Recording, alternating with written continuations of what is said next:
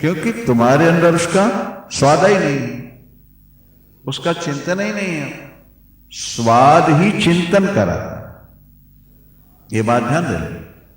जिन जिन विषयों का तुमने एक बार स्वाद ले लिया है, 2 बार 4 बार 10 बार, वो संस्कार अंदर आ जाएगा और वो बाद में तुम्हें स्मरण दिलाएगा। गृहस्थों की, अज्ञानियों की यही सबसे बड़ी समस्या है। कथा सुनने वाले क्या ध्यान नहीं लगाना चाहते? क्या आत्मानंद में मग्न नहीं होना चाहते? क्या भजन नहीं करना चाहते? लेकिन उनकी मजबूरियां हैं कि उनके अंदर इतना कुछ भरा हुआ है कि वो बैठते पूजा में, ध्यान में, और वो सारे गड़े मुर्दे उखड़ना शुरू हो जाते हैं। कभी मन उसको पकड़ेगा, कभी उसको पकड़ेगा, कभी उसको पकड़ेगा, और अंत में साधक तंग आ जाता है। अरे ध्यान तो लग ही नहीं रहा, चलो अपना काम। बट वासना संपरित्याग, वासना एव संसार, वासना ही संसार है। इति ता इति सर्वा विमुंचता। वासना स्त्रीलिंग है ना, इसलिए ता हुआ है, ते नहीं। पुल्लिंग होता तो ते सर्वे होता, स्त्रीलिंग होने से ता सर्वा। वासना, समस्त वासनाओं का तू त्याग कर, उसको जहर समझ के त्याग। पहले श्लोक में ही अष्टावक्र जी ने कह दिया। पहला श्लोक है राजा जनक का कि वैराग कैसे हो, मुक्ति कैसे हो, शांति कैसे हो। उन्होंने प्रवचन शुरू किया तो पहले बोले मुक्ति में इच्छा से चेतता, तो अगर तू मुक्ति चाहता है बेटे तो विषयान विश्वत त्यज, विषयान विश्वत त्यज। ये देखो पहले ही प्रवचन है। तू विषयों को विष समझ करके त्याग दे। क्षमा, संतोष, सरलता, दया, ये अमृत है, इसको पीजिए।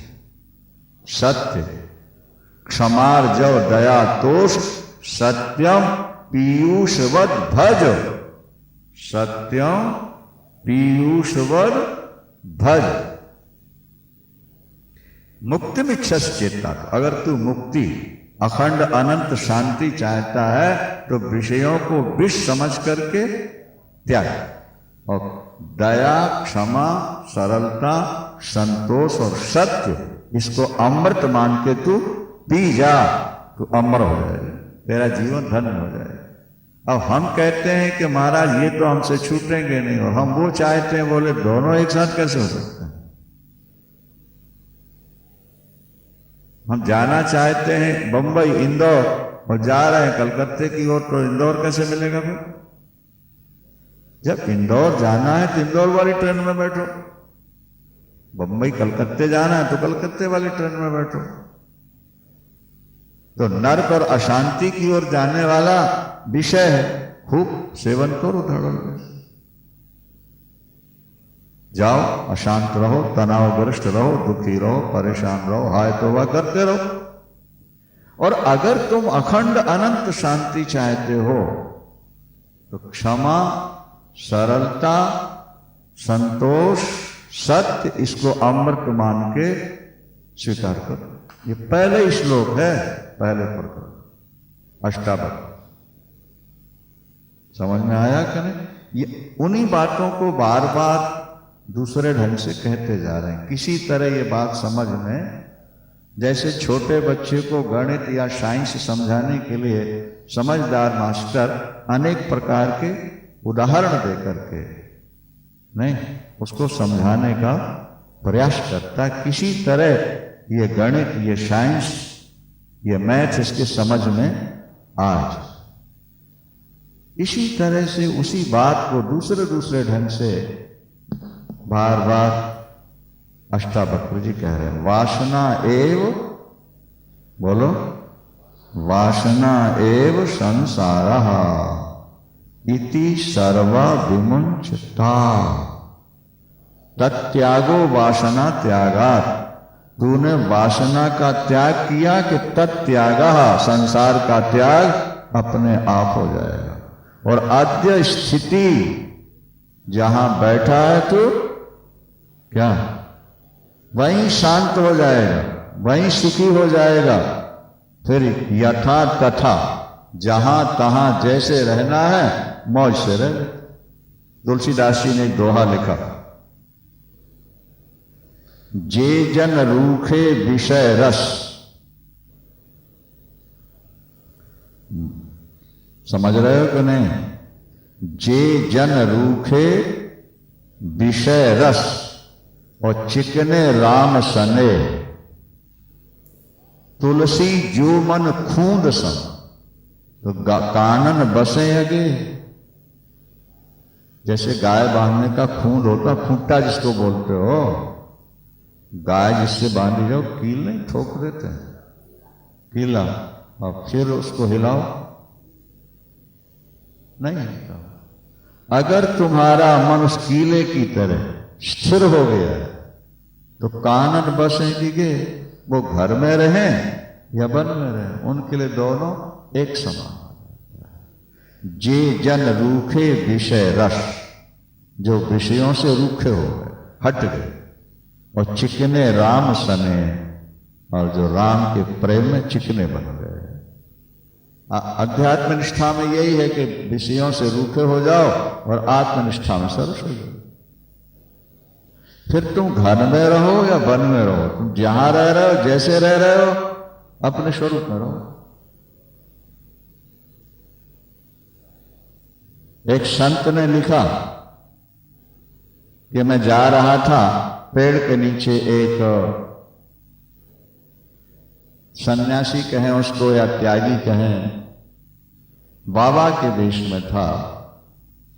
उसकी दाढ़ी कुछ कुछ सफेद हो रही थी, कुछ कुछ काली थी। ऐसा लग रहा था कि इसको अभी अभी बैराग चढ़ा है। लंगोटी, कुछ थोड़े से कपड़े लपेटे हुए, उहारा बैठा हुआ था।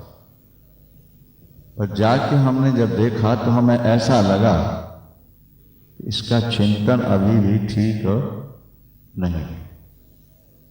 तो बोले हमने इनडायरेक्ट ऐसे ही पूछ लिया। हमने कहा स्वामी जी स्थिति सब ठीक है ना, चिंतन ठीक हो रहा है कि नहीं? उन्होंने भी छुपाया नहीं। उन्होंने कहा देखो, मैंने अमुक स्त्री से बहुत प्यार किया, ब्रह्मचारी जी क्या, और उस औरत ने मुझको ठुकरा दी, और उसकी ठोकर से मैंने सन्यास ले लिया। सन्यास तो लिया, लेकिन मन अभी भी कभी कभी उसका चिंतन करता रहता है। ये बड़ी समस्या। मैं उसको बहुत चाहता था और वो मुझको ज्यादा नहीं चाहती थी, लेकिन उसने ठुकरा दिया मेरे को।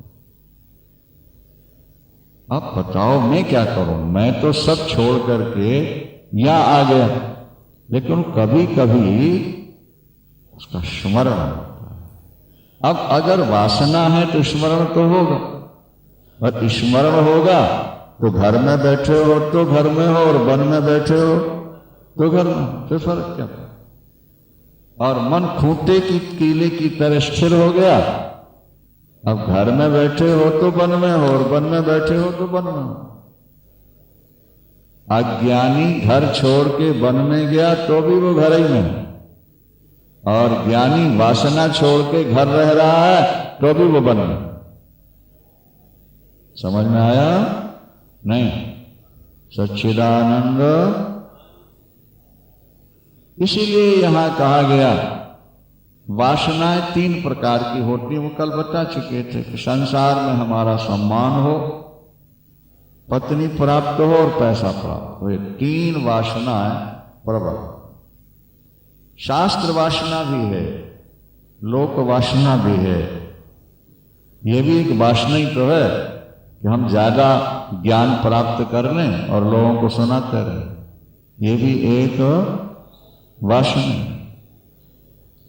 इसलिए आगे लिखेंगे सब छोड़ो पढ़ना लिखना पूजा पाठ सब छोड़ दे। एक संत के पास कोई साधक गया, बोले महाराज हम बहुत दिन से भजन कर रहे हैं पर कुछ लाभ नहीं हुआ, आप बताइए कि हम क्या करें कि हमें लाभ हो जाए। उन्होंने कहा हम नेक सलाह तुम्हें यही देते हैं कि तुम जो कर रहे हो सब छोड़ दो, तुम्हें शांति मिल जाएगी। बोले महाराज ये क्या सुना रहे हो, छोड़ने से भगवान मिल जाएगा? बोले हाँ, जो कर रहे हो सो मतलब जो तुम भोगों के लिए कर रहे हो, भोग पाने के लिए जो भजन कर रहे हो। कई लोग भजन इसलिए नहीं करते कि भगवान मिले, इसलिए भजन नहीं करते कि आत्मा का बोध हो। उनके भजन का भी उद्देश्य भोग होता है। रावण अपने शरीर को सुखा रहा है, अपने सिर काट काट के हवन कर रहा है, लेकिन उद्देश्य क्या है? शंकर आएंगे, ब्रह्मा आके वर मांगेंगे तो 3 लोक का राज्य मांगूंगा, खूब ऐश करो।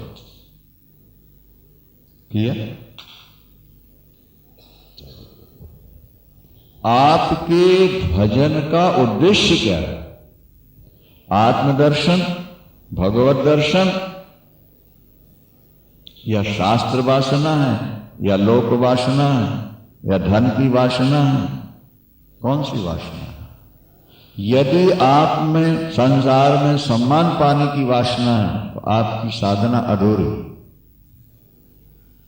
क्या?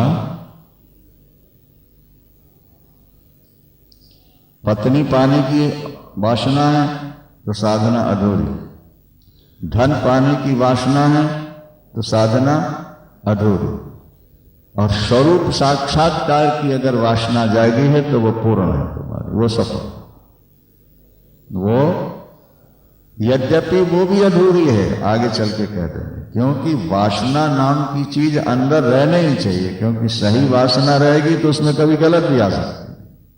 ये बहुत ऊंची चीजें हैं ना। मदालसा ने अपने बेटे को उपदेश दिया, बेटा संगम सर्वात्मना त्याज्या। अगर तू घर से निकल रहा है भजन के लिए तो बेटा मेरी सलाह मान ले। क्या? संग हर प्रकार का छोड़ दे। हर प्रकार का संग छोड़ देने का मतलब सत्संग भी छोड़ दो। ब्रह्मवाद नहीं थी, वेदांत नहीं थी, वो कौन? मदाल सारे क्या बात, बड़े बड़े संत मान तो उसके सामने झुक गए। वो उसका और गृहस्थ थी, ये भी नहीं कि वो कोई बचपन से सन्यास ले लिया था। 4 बेटे हुए उसके, जिसके मदालसा ब्रह्म उसके कण कण में भरा। बेटा अगर तू भजन करने जा रहा तो हर प्रकार का संग तू, पर तेरा मन अगर बिना संग के न रह सके तो सदभी संग सदा कार्य सही कष्ट ही भेज जाओ। फिर तू केवल संतों का संग ही करना, वो संग में नहीं चलेगा। अगर सिद्धि पाना चाहता है तो इच्छा तू हर प्रकार की यहां त्याग के जा, मोक्ष की भी इच्छा छोड़ो। पर अगर बिना इच्छा के तू नहीं रह सकता तो आत्मदर्शन की ही इच्छा पैदा करना, दूसरी इच्छा तेरे अंदर। और बेटा अमृत भोजन करना और किले में शयन करना। अमृत भोजन करना, किले में शयन करना, किसी प्रकार की इच्छा नहीं रखना। पर इच्छा के बिना नहीं रहा जाए तो आत्मदर्शन की इच्छा करना। किसी का भी संग मत कर, तू अकेला एकाकी हो जाए। और बिना संग के नहीं रहा जाता तो उन महापुरुषों के संग रहना जहां आत्मा की ही चर्चा होती हो, ब्रह्म की ही चर्चा होती हो। तो किले में रहना और अमृत भोजन करना, ये मां समझ में नहीं आ रहा।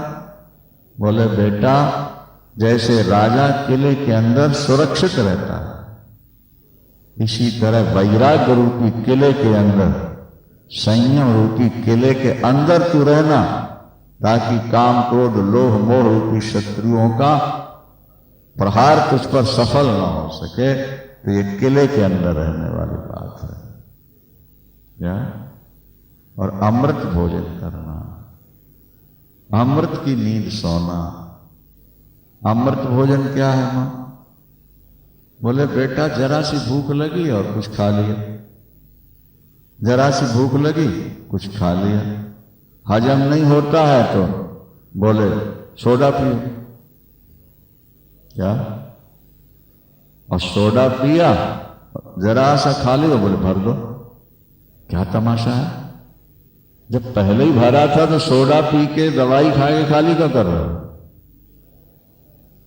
और अब खाली हो गया तो फिर भरना। बस तुम इसीलिए आए दुनिया में आए हो, खाना और पाखाना, खाना और पाखाना, इसीलिए पैदा हुआ कि पेट भरा हो तो उसको बाहर निकालो और बाहर निकल जाए फिर भर दो। जब बेटा कड़ाके की भूख लगे,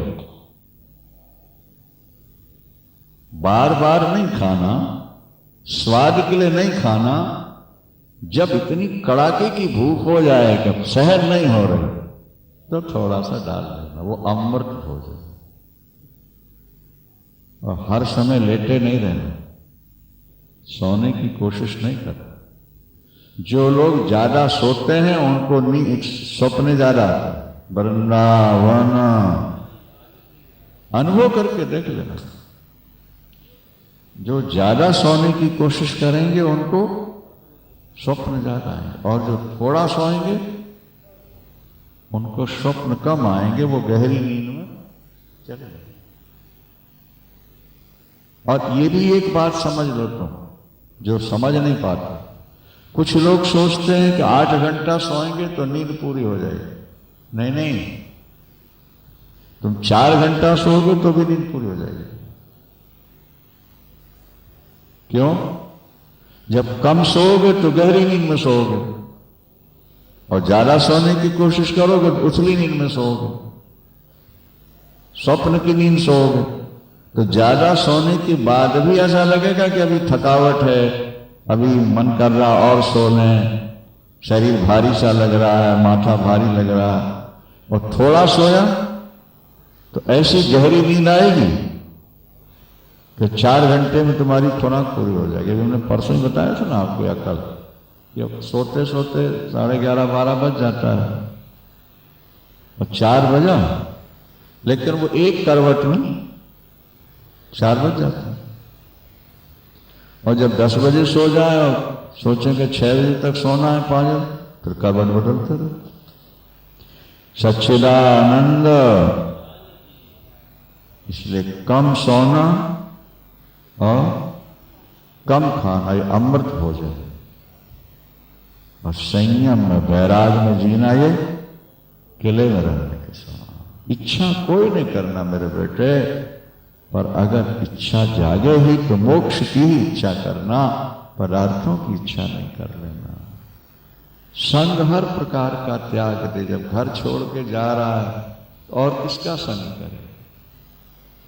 अब तो तू केवल अपने में मस्त हो जाए, पर अकेले न रहा जाए। कभी संग की जरूरत हो तो उनका संग करना जो तेरे पास बैठकर ब्रह्म विद्या की ही चर्चा करते हो, आत्मा की ही चर्चा करते हो। ऐसे संतों का संग करना। जा बेटा, तेरा कल्याण होगा। मां बेटे को विदा कर रही है और भजन के लिए, और विदा करते हुए शिक्षा। सच्चिदानंद। विहाय वैनम काम अर्थ चानर्थ संकुलम धर्म अप्येतयोर हेतु सर्वत्र अनादरम कुरो। अष्टावक्र जी बोले, बेटा इस बैरी काम को तू त्याग दे। बैरी काम क्या है? अब देखो, घूम घुमा के वही सब बातें कर रहे हैं। तो इस बैरी काम को, और जिसको तू अर्थ कहता है, धन का नाम संस्कृत में अर्थ है। भगवान कृष्ण भागवत में कहते हैं कि इसमें 15 अनर्थ है। अर्थ में 15 अनर्थ, और वो पहले गिना दिए गए हैं, और अभी चाहो तो गिन लो। गिनोगे? इष्टेयं हिंसा, अनृतं, दंभः, कामः, क्रोधः, विस्मयो, मदः, भेदो, वैरम, अविश्वासा, संस्पर्धा, 12 हो गए, और व्यसनानि च, जीवा, सुरा और सुंदरी। कितने हो गए? गिन लिए? दोबारा गिन लो। इष्टेयं हिंसा, अनृतं, दंभः, कामः, क्रोधः, विस्मयो, मदः, भेदो, वैरम, अविश्वासः, संस्पर्धः, जुआ, सुरा, सुंदर। कितने हो गए भाई?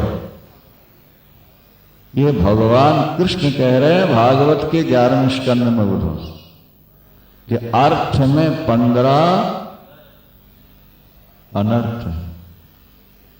ज्यादा धनवान करने के लिए चोरी करनी पड़ेगी, चाहे सेल टैक्स की करो चाहे इनकम टैक्स की करो। बड़ी बड़ी फैक्ट्रियां लगाओगे, हजारों कीड़े मकोड़े मरे, क्या नहीं मरेंगे? बड़े बड़े व्यापारों में झूठ भी बोलना पड़े, दंभ, स्तेयम, हिंसा, अनृतम, दंभा, कामा, कामनाएं बढ़ती जाएंगी, क्रोधा, ज्यादा धनवान लोग चिड़चिड़े स्वभाव के हो जाते हैं, जरा सी बात करो एकदम क्रोध में बोलो। किसी ने बताया कि हमारे अमुक संबंधी जिनके पास पैसा बहुत है, इतना ज्यादा क्रोध है, इतना अधिक क्रोध है कि पत्नी भी डरती है बात।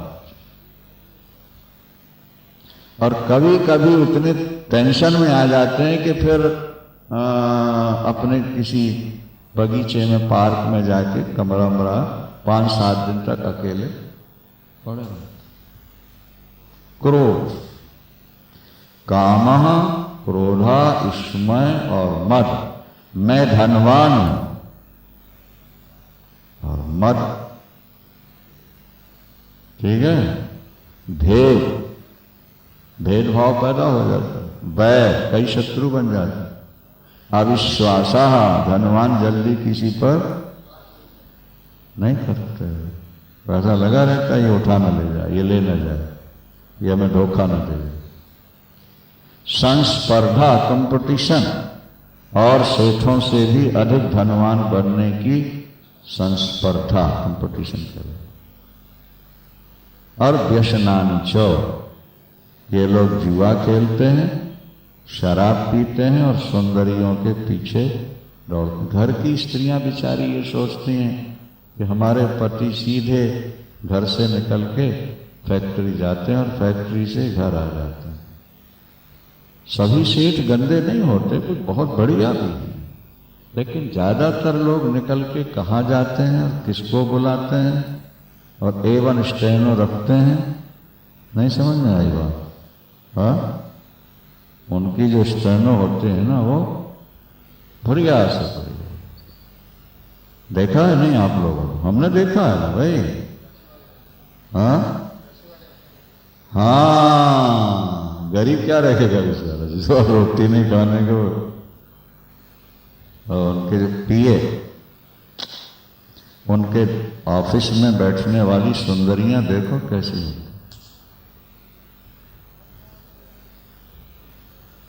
परिणाम भयानक है। कहते हैं कि अर्थ में 15, सभी सेठ गलत नहीं होते, ये बात ध्यान रखना, लेकिन ज्यादातर गलत हो जाते हैं। हमारा अनुभव बहुत है, उनकी देवियां स्त्रियां आके हमारे सामने कैसे रोती हैं और कैसे दुखड़ा सुनाती हैं।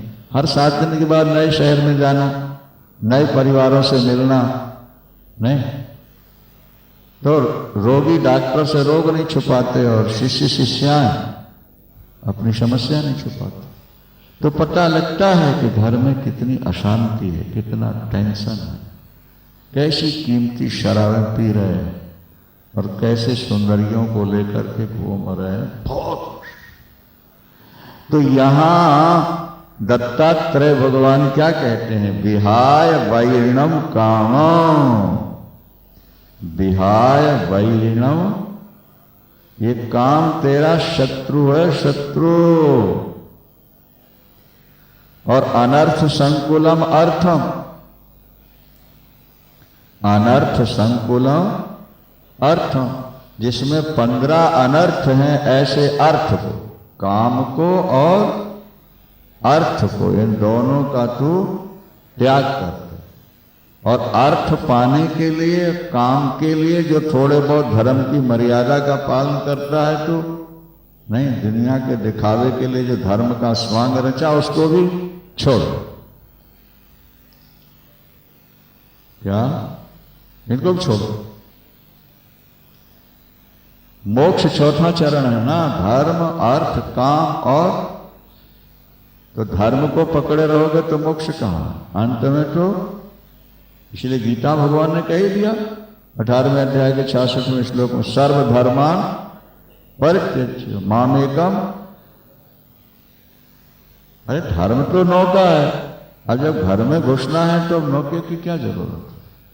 इतना धर्म का पालन तुम कर चुके हो, अब तो सब छोड़ के अंदर आ जाओ। शास्त्र कहते हैं कि जब तक तुम्हारे अंदर सेक्स की भूख है तब तक तुमसे भजन हो ही नहीं सकेगा, हो ही नहीं सकेगा। अच्छा, क्योंकि काम की उत्पत्ति होती है रजोगुण से, और रजोगुण का स्वभाव है चंचल। तमोगुण तो बट्टे पत्थर की तरह मूड है, वो तो सुन्न पड़ा रहता है, कुछ भी गंदा मंदा खा लेगा, वो कौन है? और रजोगुण में चांचल्य है, रजोगुण हिलता है, जैसे जरा सी हवा में भी पीपल का पत्ता हिलता है, इसी तरह रजोगुण हमेशा, और रजोगुण से ही काम की उत्पत्ति हुई है, और रजोगुण से ही धन पाने की कामना हुई है। तो उसका जो मूल रज है वो चंचल है, और उसके ऊपर 2 खड़े हो गए, काम और अर्थ। तो रजोगुण से उत्पन्न हुए दोनों, जो डाल हिले तो पत्ते बिना हिले रह जाएंगे। बोलो भाई, वो तो हिलेंगे। तो काम और अर्थ रजोगुण से पैदा होते हैं, और रजोगुण का स्वभाव चंचल है, इसलिए वो चंचलता तुम्हारे मन को स्थिर होने नहीं देगी। क्या?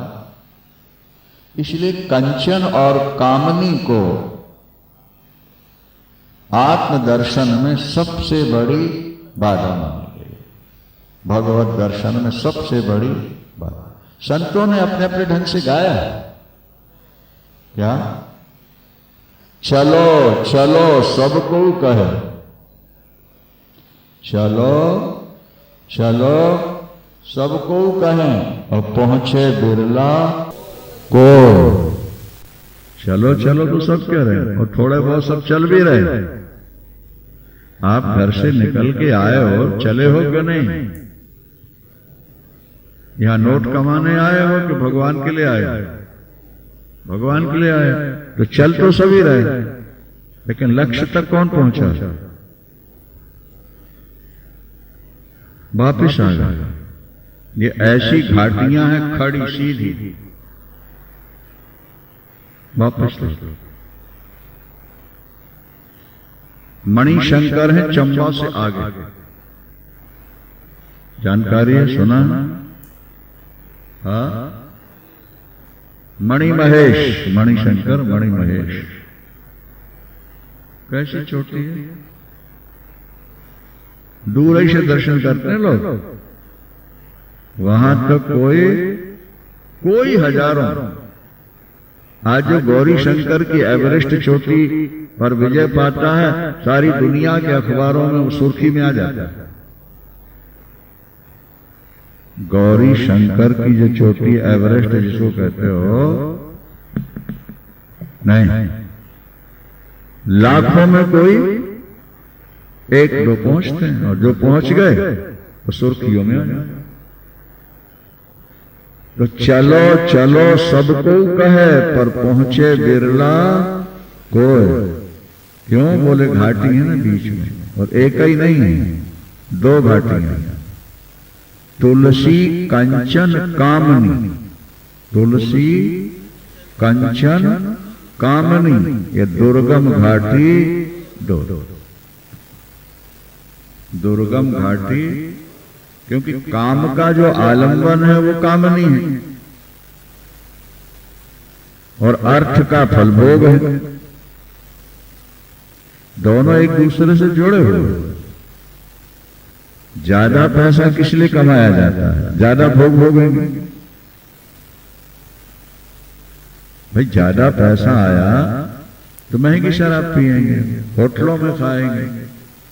अभी हमने सुनाया ना आपको कि एक सज्जन सुना रहे थे कि 5 स्टार होटल में गए, एक कप चाय मंगाई, 90 रुपया का बिल आ गया। एक कप चाय की कीमत, एक चपाती मंगाई तो 80 रुपये, एक प्लेट सब्जी आई तो 75 रुपये। ये जो खड़ी हैं, ये गरीबों के लिए खड़ी हैं ये होटलें। बोलो किसके लिए? ये धनवानों के लिए। एक नाइट का किराया 10,000।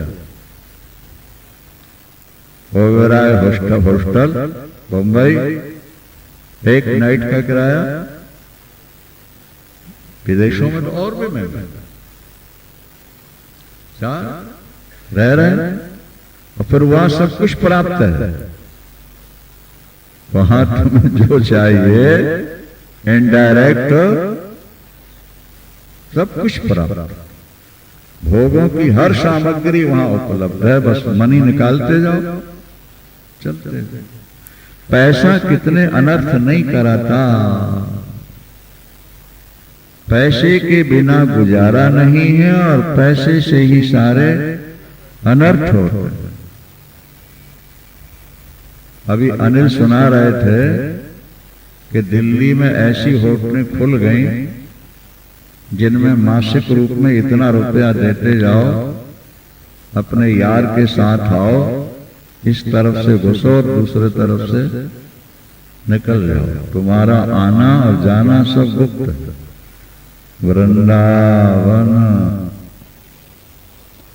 ऐसी होटलें बन गई जिनमें किराए से कमरे निश्चित है, इतना महीने सदस्य जैसे बन जाते हैं, और मोबाइल अपने हाथ में है, और कार अपनी है।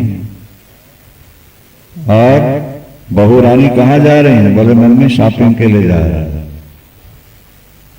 क्या समझ में आया? और मोबाइल से उन्होंने अपने यार को फोन किया कि हम पहुंच रहे। उन्होंने कहा हम पहुंच रहे, और वहां गए, गुप्त रखा जाता। उनका रास्ता अलग, उनका रास्ता अलग, कमरे का निश्चित है। और उसके बाद वापस आए। अरे बहू रानी लेट आई हो? बोले मम्मी बाजार में भीड़ बहुत थी और जाम लगा हुआ था। बोल गुजरा वृंदावन। क्या ये सभी ऐसा अनर्थ करते हैं या करती हैं? ऐसा नहीं है, लेकिन अधिकांश में ऐसा होने लगा। और ये गरीब नहीं कर सकता। गरीब 5 स्टार होटल का सदस्य बनेगा, उसके पास कार है, उसके पास मोबाइल है, वो तो बेचारा झोपड़ी में पड़ा है जहां न लाइट है न पंखा है। क्या वो अगर पाप करना भी चाहे, बताओ कहां जाएगा, कैसे करे? वो तो ओपन में पड़ा हुआ है और सारा दिन इतना काम करता है कि शाम होते होते चूर हो जाता है। वो तो रोटी खाई, मुर्दे की तरह गिरा, एक नींद में सवेरा हो गया, प्रातः काल उठते ही फिर जाकर के ढोना शुरू करते। तो गरीब पाप कम करता है, धनवान से पाप, ठीक है गलत है, गलत है तो टोक देना। सभी धनवान गलत काम करते, हम ऐसा नहीं कहते, पर अधिकांश धनवान संपत्ति वालों के घर में इस प्रकार के अनर्थ होते रहते। इसलिए ऐसे लोगों को ज्ञान क्या हो? ऐसे लोगों को ज्ञान क्या होगा? विहाय वैरिणम कामम। अष्टावक्र ने कहा कि तू इस शत्रु काम का त्याग कर। सब भजन ज्यादा होगा, भोजन थोड़ा होगा, एकांत में वास रहेगा तो काम अपने आप दबा रहेगा।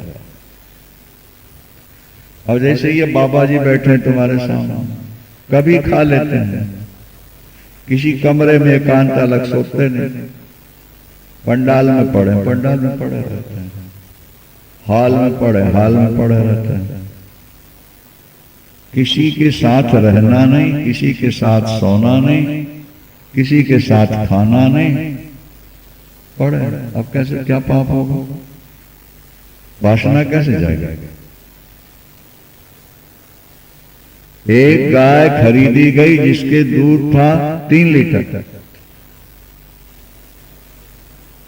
और जब वो आश्रम में आई तो दूध हो गया 10 लीटर। अरे 3-4 लीटर और 10 लीटर कैसे हो गए? हाँ? वहां सूखा भूसा, सूखी तोड़ी उसको मिलती थी, थोड़ा सा हरा घास मिलता था, तो दूध कम बनेगा।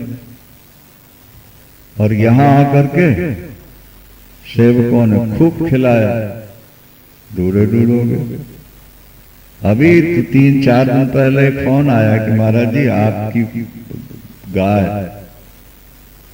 पट्टे वाले ने जब अपने यहाँ गाय दूध देना बंद करती तो वो कहते हैं हमारे यहाँ भेज दो, क्या जमीन है, उधार भी है।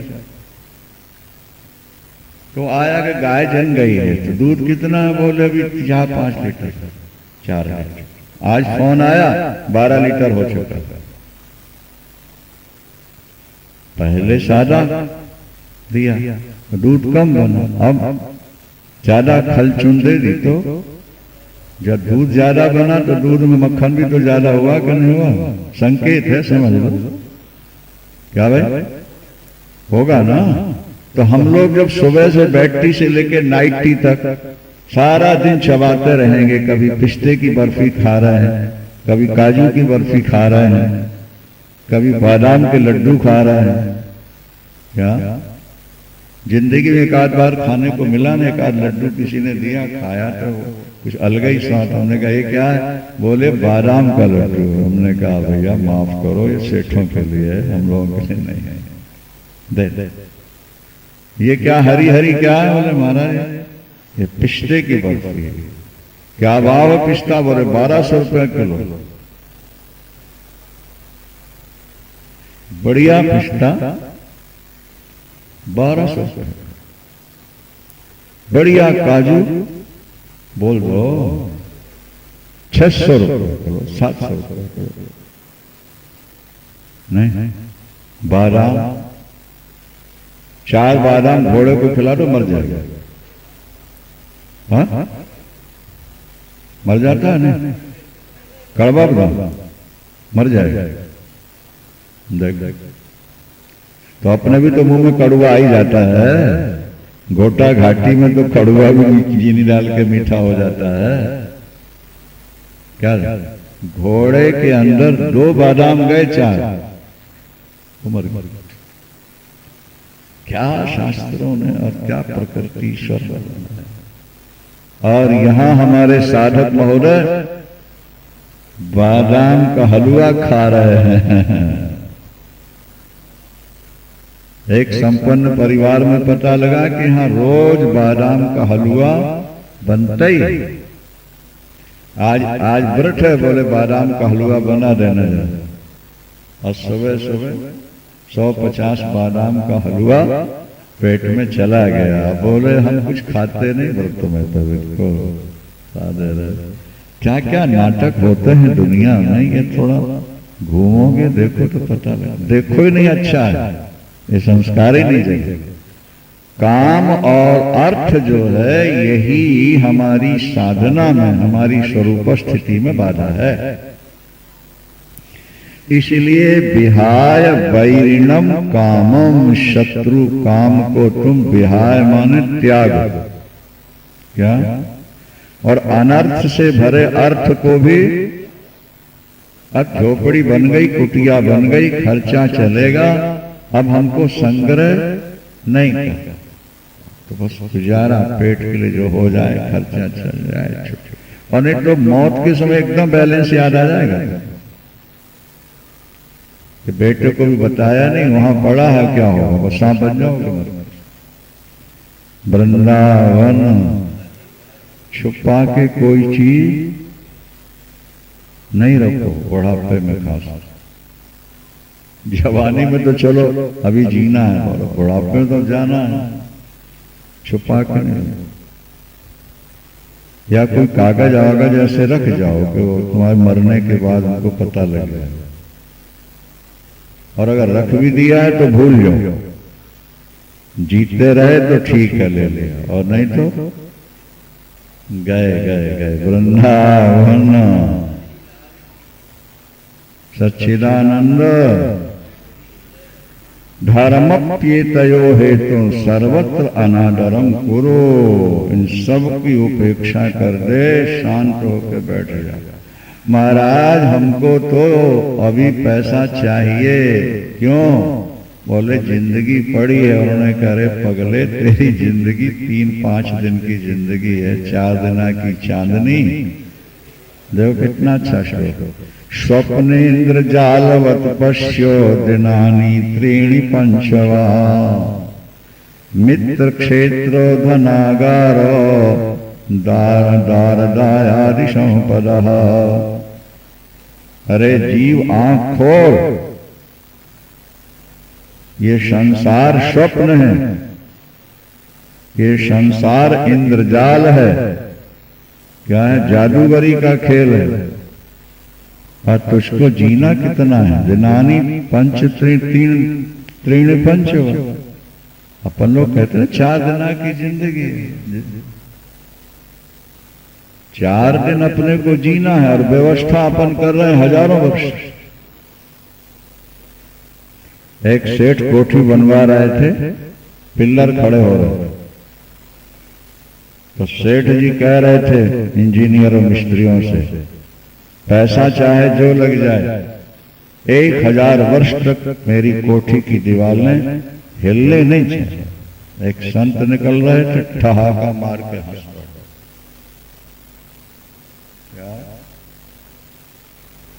ठहाका मार के, ये जैन जातक में कोई ये कथा है, हमने कहीं पढ़ी थी। चोर से सेठ ने मुड़ के देखा, जानता था कि ये तो बहुत सिद्ध संत हैं, बड़े अच्छे। एक घटना घट गई। एक दिन वो अपने बेटे को गोद में लेकर के भोजन कर रहा था। प्यार बच्चों से, पोतों से तो बहुत होता है ना। तो पत्नी ने कच्छी वच्छी नहीं पहनाई होगी, तो जो पेशाब निकली नहीं, वो सीधी थाली में जाकर गिरी। आवाज दिया, पत्नी गले उठा इसको, उसने थाली में पेशाब कर दिया, सारा भोजन खराब हो गया। पत्नी आई उठाते हुए, हंसते हंसते कहती है, मूत का पूत गंगा का पानी एक बराबर हो। बोलो सच्चिदा।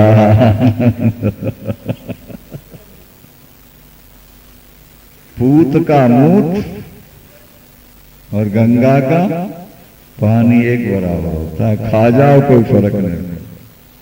गाय नहीं अपने बछड़े की चाटती रहती है, पेशाब भी चाटती रहती है और गंदगी भी चाटती रहती है। फिर संत निकल रहे थे, वही कौन जो पहले हंसे थे वो संत फिर निकल गए, फिर ठहाका मार गए। अरे तेरी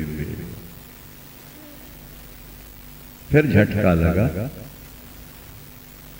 कोठी के लिए मैंने कहा तो ये निकले और हंसे, और पत्नी ने कहा तो हंसे के खा जाओ गंगा का पानी समझ के पीछा। फिर तीसरा झटका लगा। सेठ दुकान पर बैठा, कसाई बकरा लेके जा रहा था, बकरा छूट गया, वो भाग करके दुकान में घुसा, मैं कर रहा था।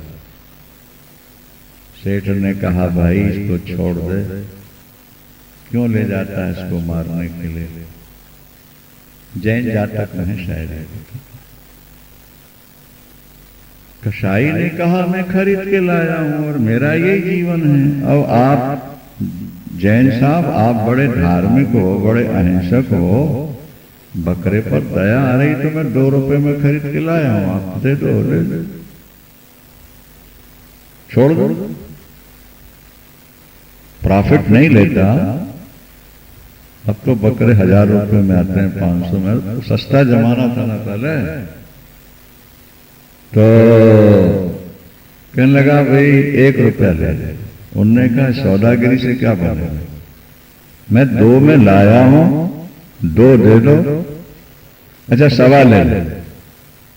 सेठ जी नहीं छोड़ूंगा। अच्छा 1.5 ले ले। नहीं छोड़, 2 से कम नहीं लूंगा, मैं अपनी पूंजी ले रहा हूं, प्रॉफिट में। अच्छा जा। उसने बकरे का कान पकड़ा, मैं करता रहा बकरा। वही संत फिर निकल रहे, फिर जोर से हंसे। अब तो दिमाग चलनाया सेठ का। स्थानक होता है ना जैनियों में, स्थानक ठहरने की जगह। शाम को अकेले में वहां गए, पूजन किया, प्रणाम किया, नर्वस होके बैठ गए। सुनाओ सेठ जी कैसे कष्ट किया आज आपने? भगवान मैं अपने 3 प्रश्नों का उत्तर चाहता हूं। मैंने कहा था कि 1000 वर्ष कोठी की दीवार न हिले और आप हंसे। मूत का पूत और गंगा का पानी आप हंसे, आप बकरा नहीं छोड़ा, हंसे। क्या करोगे जानकर? जाओ अपना काम करो, पैसे कमाओ, तिजोरियां भरो। संत तो फक्कड़ होते हैं, उनको किससे क्या लेना। जब लेना है तो फिर बाबूजी सेठ जी आओ जी हाथ जोड़ते हैं, जब लेने नहीं कुछ चाहिए नहीं तो फिर क्या? नहीं स्वामी जी, नहीं महाराज जी, बता दीजिए क्या है। हमने कहा सुनना चाहते सुन लो। तुम कह रहे थे मेरी कोठी की दीवार 1000 वर्ष न हिले, लेकिन तेरी जिंदगी की दीवारें 1 महीने के अंदर हिल जाएगी, मर जाएगा। इसलिए हंसी आई कि जिंदगी तो महीने से भी कम है और कोठी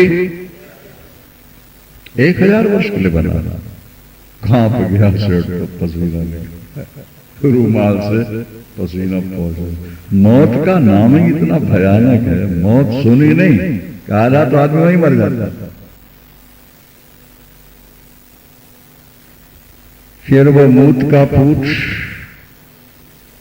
पूत का मूत और गंगा का पानी, बोले वो तेरी पत्नी का यार है पहले जन्म। कौन? वही, और तूने उसको मरवाया। पत्नी का यार है, चुपके से मरवा दिया। वही तेरा बन के आ गया पूत, और जब तू मरेगा तो तेरी कमाई में तेरे घर में बैठ के शराब पिएगा, वेश्याएं नचाएगा और ऐश करके सब बर्बाद करेगा। और तू आज का मूत पी रहा था, इसीलिए मैं हंसा था कि वाह रे भगवान, तूने दुनिया कैसे बनाई। तीसरा बकरा, बोले वो तेरा बाप था, वो रोज उस दुकान में आता जाता रहा, इतना रुपया कमाया, पाप किया, मर के बकरा बना। जब दुकान के सामने पहुंचा तो उसको स्मृति हो आई, वो भाग के तेरे पास आ, मैं कर रहा था, बोल नहीं सकता, वो कह रहा था बेटा बचा ले, और बेटे ने 8 आने नहीं दिए और वो बकरा जाके कट गया, इसलिए ठहाका मार के हंसा था। इस दुनिया में अपना कोई नहीं, सब सपना है, 4 दिन की जिंदगी है, अंत में खाली आ से जाना। और तुम शास्त्र की और संतों की न मानो, आंखों देखी तो मान लो। तुम्हारी आंखों के सामने कोई गए कि नहीं गए? हाँ, बहुत गए। भरे हाथ गए कि खाली हाथ गए? कोठी, कार, मकान, दुकान, बेटे पोते साथ लेके गए कि सब छूट गया? अष्टावक्र कहते हैं जिनके बिना तू रह नहीं सकता, वो समय आने वाला है कि वो करोड़ों अरबों वर्षों तक वो तुझे दिखाई भी नहीं देते। और तू ये सोचता है कि मेरा इन बच्चों से, परिवार से बहुत प्यार है। इसके पहले भी जो तुझे बच्चे और पत्नी मिली थी, उससे भी तेरा ऐसा ही प्यार था। और ये मौत भुला देती है, क्योंकि भुलाए नहीं तो व्यक्ति को बैराग हो जाएगा, भजन करने लगेगा। इससे पहले लाखों करोड़ों बार तेरी शादी हुई है, तेरे को पत्नी मिली, पत्नी को पति मिला, दोनों को पुत्र मिले, बहू मिली, और पोते धोते सब मिले। और हर जन्म में तूने यही कहा कि इनका प्यार छूटता नहीं, इनकी ममता छूटते नहीं। और यमराज, यम के दूत बराबर छुड़ाते चले गए, और नए नए तुम संबंध जोड़ते गए, नयों से नया प्यार, वही पाप, वही अशांति। अभी भी मरोगे, यहां से आगे जाओगे भूल जाएंगे, माया भुला देगी। और वहां जो मिलेंगे उनसे भी अटैचमेंट ऐसा ही होगा जैसे इनसे। इसलिए एक जन्म में तो जीते जी सबसे अटैचमेंट खत्म करना पड़ेगा, चाहे आज करो चाहे लाख जन्म बाद। और जब तक अटैचमेंट खत्म नहीं करोगे तब तक पुनरपि जननम पुनरपि मरणम पुनरपि जननी जठरे शयनम इह संसारे खलु दुष्टारे कृपया पारे पाहि मुरारे भज गोविंदम गोविंदम भज। अरे मूढ़, भगवान का भजन कर ले, नहीं तो पछताना पड़ेगा। ये संसार क्या है? बोले स्वप्न। दूसरा सूत्र है, ध्यान से पढ़ो, देख लो। स्वप्न इंद्रजालवत, इंद्रजाल कहते हैं जादूगरी को, मशमरे। स्वप्नेन्द्रिय जालवत, ये संसार क्या है? ये स्वप्न है, स्वप्न। उमा कहो मैं अनुभव अपना, किस्सा तो हरि भजन जगत सब सपना। ये संसार स्वप्न है, स्वप्न। इंद्रजाल क्या है? ये इंद्रजाल का ही दूसरा नाम जादूगरी है, मैस्मरिज्म। नहीं, हिप्नोटाइजिंग क्या होता है? सब सम्मोहन, उसी के लिए अष्टावक्र कहते हैं संसार को स्वप्न मान, इंद्रजाल माया का खेल समझ ले। और जीना कितना है? दिनानी त्रीणि पंचवा। अरे 3 दिन जिएगा, 5 दिन जिएगा, 2 साल जिएगा, 10 साल जिएगा, आखिर तो जाना ही है।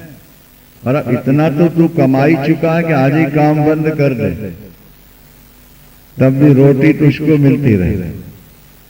नहीं, ये बात अनेक बार कही गई है कि एक सेठ ने अपने मुनीम से पूछा कि मुनीम साहब अगर आज हम काम बंद कर दें और बैठ के खाना शुरू करें तो हमारा धन कितने दिन पूजेगा?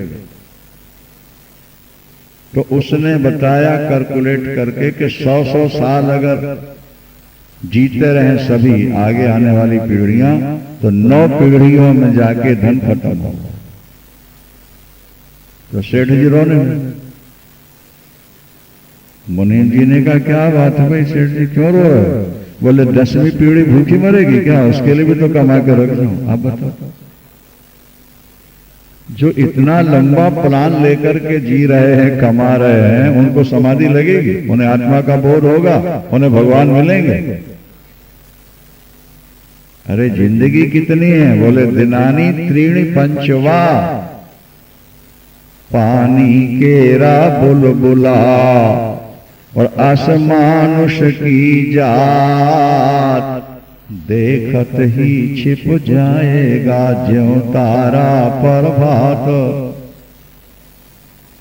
धन यौवन यूं जाएगा कि जेहि विधि उड़त कपूर, नारायण हरि भजन कर क्यों चाटे जगधोर। नारायण हरि भजन बहुत गई अब थोड़ी रे, नारायण अब चेत, एक काल चिरैया चुग रही निष्दिन आयु खेत। लेकिन हमारी पत्नी हमसे बहुत प्यार करती है, हमारे मित्र हमें बहुत चाहते हैं, और हमने बड़ी कठिनाई से दिल्ली में प्लॉट लेके कोठी बनाई है, बड़ी मुश्किल से हमने कुछ बैंक बैलेंस एकत्र किया है। महाराज जी सबको छोड़ें तो कैसे छोड़ें? ये जीते जी नहीं छोड़ रहे। एक ने हमसे कहा, बोले महाराज आप तो ऐसी कथा सुनाते हो कि सबको घर से निकाल दो। ऐसा वैराग होता है आपकी कथा में कि लोग घर छोड़ के चलते हैं। तो हमने कहा भाई हम तो सलाह ही देते हैं, घर तो तुम्हें छोड़ना ही है। अगर हमारी सलाह से नहीं छोड़ोगे तो यम के दूतों के डंडों से तो छोड़ोगे कि नहीं छोड़ोगे? और वो पीछे आ रहे हैं, वो पीछे हमको उन्होंने एजेंट बना के भेज दिया कि इनको समझा दो, मान जाए तो अच्छा है, और नहीं मानते हैं तो फिर गिरफ्तारी वारंट तो हमारे हाथ ही में है। क्या सच्चिदानंद हरिजू मेरो मन हठ न तज, मन पछतई है अवसर बीते। मन पछतई है, ये चांस मिला है तेरे, फायदा उठा ले, पछताना पड़ेगा। एक विषय में फेल हो जाए विद्यार्थी तो उसको सप्लीमेंट्री मिल जाती है, 2 महीने बाद 3 महीने बाद। बोलो चांस है, परीक्षा देके अगली क्लास में चले जाओ। और उसमें भी तुम क्रिकेट ही खेलते रहे, पढ़ा नहीं, फिर तो साल बेकार गई कि नहीं?